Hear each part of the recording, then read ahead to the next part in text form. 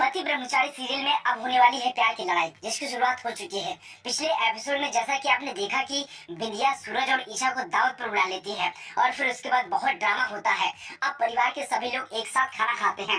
इस दौरान बिंदिया अपनी छोटी बहुओं को कहती है कि वह भी अपनी पतियों के साथ बैठकर खाना खाए। बिंदिया की इस बात को उसकी सास मानने से मना करती है, लेकिन बिंदिया कहती है कि माँ जी, अब जमाना बदल गया है और अब तो इस घर की सारी जिम्मेदारी मेरी है, इसलिए मैं सब देख लूंगी। और ऐसे में बहुएं बैठ जाती हैं और सभी खाना खा रहे होते हैं। तभी गुलाब सिंह सूरज की बात करते हुए कहते हैं कि पहले सूरज मेरी ढाल बनकर खड़ा रहता था, लेकिन अब ईशा का बॉडीगार्ड बनकर सुरक्षा कवच की तरह हमेशा चारों तरफ खड़ा रहता है।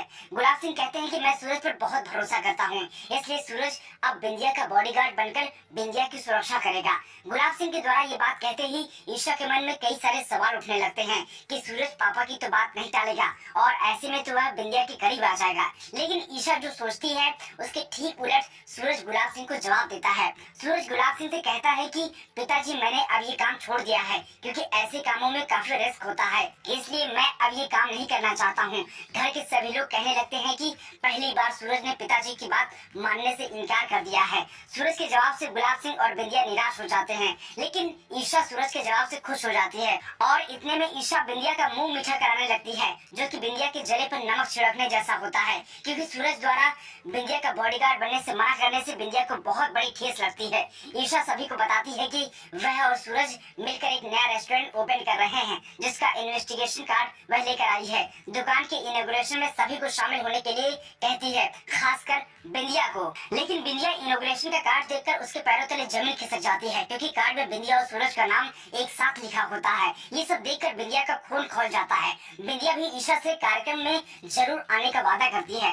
अब सूरज और ईशा अपने घर चले जाते हैं। सूरज ईशा को बाइक से लेकर घर पहुंचता है, जहां पर सूरज का दोस्त दोनों को बाइक पर देखकर कहता है कि भैया जी, अब तो आप ईशा भाभी के प्यार में पड़ गए हो। ऐसी बातें करके सूरज का दोस्त मस्ती करने की कोशिश करता है। इसके बाद सूरज बाइक से उतरता है और कहता है कि हमें कल की तैयारी के लिए बहुत सारा काम करना है, क्योंकि कल दुकान का इनॉग्रेशन होने वाला रहता है। सूरज रेस्टोरेंट के उद्घाटन के काम में जुट जाता है। वहीं ईशा घर के अंदर जाती है। ईशा के आते ही घर में सभी हवेली का हाल पूछने लगते हैं कि वहाँ सब कैसे हैं। बिंदिया काव्या को परेशान तो नहीं कर रही है। खासकर काव्या के मम्मी पापा को हवेली में काव्या की बहुत चिंता होती है। ईशा सब कुछ बताती है और कहती है कि सब कुछ वहाँ ठीक है। इतने में ईशा को बिंदिया ने जो गिफ्ट दिया होता है उस पर माँ जी की नजर पड़ जाती है। ईशा गिफ्ट को खोलकर दिखाती है, जिसमें ईशा की माँ का गले का हार होता है। लेकिन ईशा की माँ के गहने देखकर सूरज की माँ गुस्सा हो जाती है और कहती है कि आज के बाद तेरी माँ से जुड़ी हुई कोई भी चीज इस घर में नहीं आएगी। ईशा के गहने को लेकर सूरज की माँ फेंकने की कोशिश करती है,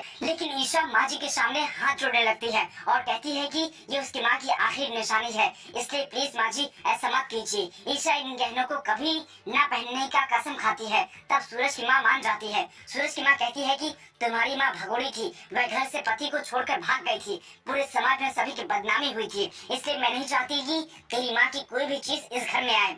इसके बाद अब ईशा सूरज के काम में हाथ बढ़ाती है और रेस्टोरेंट की पेंटिंग बनाने का काम संभालती है। पेंटिंग करते करते ईशा अपने हाथों और चेहरों पर भी काफी ज्यादा पेंट लगा लेती है। सूरज ईशा के चेहरे पर लगा हुआ पेंट देखकर हंसने लगता है और वह ईशा को कहता है कि ईशा जी, आप इतनी पढ़ी हैं और फिर भी आपने नहीं देखा कि पेंट में क्या लिखा हुआ है। ये पेंट जल्दी छूटने वाला नहीं है।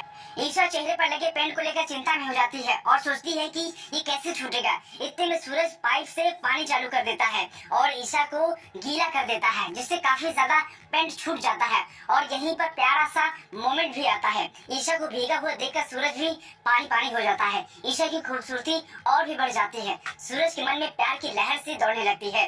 सूरज ईशा को और ज्यादा प्यार करने लगते हैं और फिर ईशा को कमरे में ले जाता है, जहां लाइट कट चुकी होती है। ऐसे में ईशा के बालों को सुखाने के लिए सूरज कुछ नए तरीके अपनाता है और ईशा के करीब आ जाता है। ईशा को भी सूरज के प्यार की इस तरह से पहली बार फीलिंग्स महसूस होती है। वहीं दूसरी ओर हवेली में बिंदिया काफी रात में गुलाब सिंह के लिए पान ले जाती है, लेकिन किचन में बिंदिया पान के अंदर नीम की गोली पीसकर मिला रही होती है। ऐसा करते हुए उसकी सास देख लेती है और बिंदिया का पीछा करती है। बिंदिया गुलाब सिंह के कमरे में चली जाती है और दरवाजा बंद कर लेती है। देती है। ऐसे में सासू माँ मन में सोचती है कि इतनी रात में गुलाब सिंह को परेशान करना ठीक नहीं होगा, इसलिए वह मन में सोचती है कि वह दिन में बिंदिया से पूछेगी कि वह इतनी रात में किचन में क्या कर रही थी। ऐसे में एपिसोड तो यहीं खत्म हो जाता है, लेकिन आगे के प्रोमो में दिखाया गया है कि सासू माँ गुलाब सिंह के पास दवाई की डिब्बी ले जाती है और गुलाब सिंह को दिखाती है कि गुलाब सिंह, बिंदिया रात में तुम्हारे पान में इस डिब्बे से कुछ मिला रही थी। गुलाब सिंह दवाई की डिब्बी देखकर चौंक जाता है क्योंकि वो दवा नींद की होती है। ऐसे में अब देखना होगा कि क्या गुलाब सिंह बिंदिया की सच्चाई को जान पाता है या फिर बिंदिया फिर से अपनी चालाकी से बात को पलट देती है। वहीं दूसरी ओर सूरज और ईशा के रेस्टोरेंट के उद्घाटन के दिन बहुत बवाल होने वाला है। बिंदिया सूरज के रेस्टोरेंट के उद्घाटन के दिन बहुत बड़ा रोड़ा बनने वाली है। अब देखना बहुत इंटरेस्टिंग होगा कि सूरज का रेस्टोरेंट ओपन हो जाता है या नहीं, या दूसरी तरफ गुलाब सिंह को बिंदिया की सच्चाई पता चलती है या फिर नहीं। फिलहाल के लिए इस वीडियो में बस इतना ही। हमें फॉलो करना मत भूलिए। धन्यवाद।